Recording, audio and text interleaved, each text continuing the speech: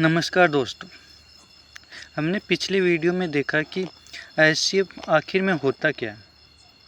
फिर हमने एचसीएफ निकालने की भाग विधि के बारे में पढ़ा और भाग विधि से एग्ज़ाम में कैसे क्वेश्चन पूछे जाते हैं उनके बारे में जाना। आज हम गुणनखंड विधि के बारे में जानेंगे। तो चलो हम क्वेश्चन लेते हैं। 75 व 243 का एचसीएफ हमें याद करना है। तो पहले हम 75 के गुणनखंड करेंगे।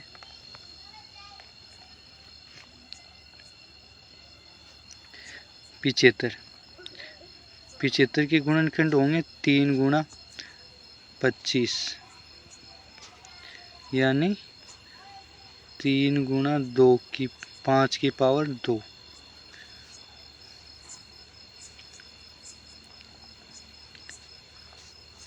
और 243 के गुणनखंड होंगे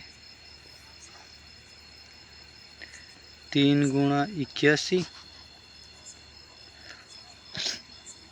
यानी 3 की पावर 5।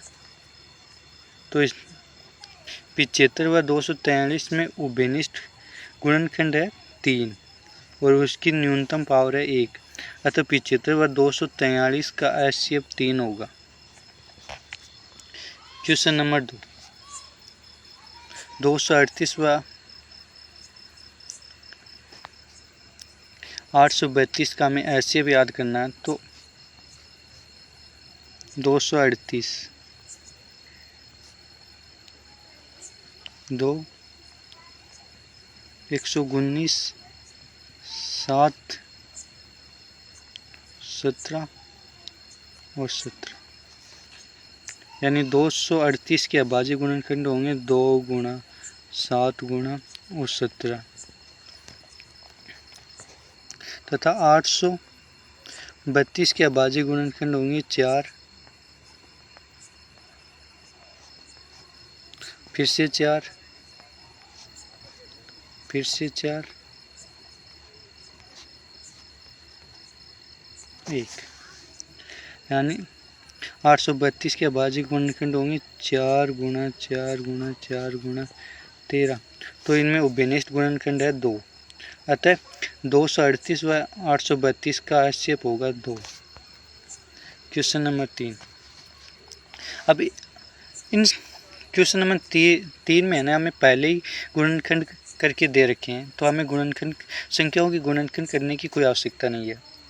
तो हम इस प्रकार के क्वेश्चनों में पहले देखेंगे कौन कौन सी संख्या उभयनिष्ठ है।